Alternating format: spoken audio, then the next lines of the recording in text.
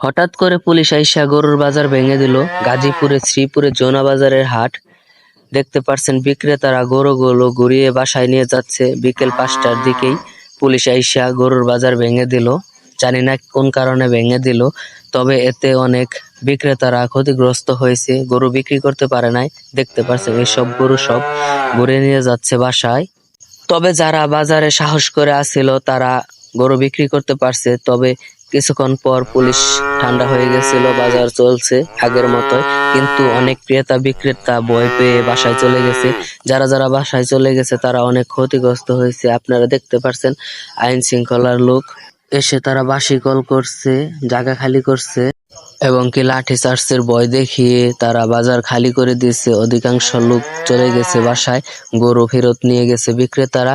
তারা অনেক ক্ষতিগ্রস্ত হয়েছে, অথচ বাজার না ডাকলে তারা বাজারে নিয়ে আসতো না। যেহেতু বাজার ডাকছে, তারা গরু বাজারে নিয়ে অনেক ক্ষতিগ্রস্ত হয়েছে।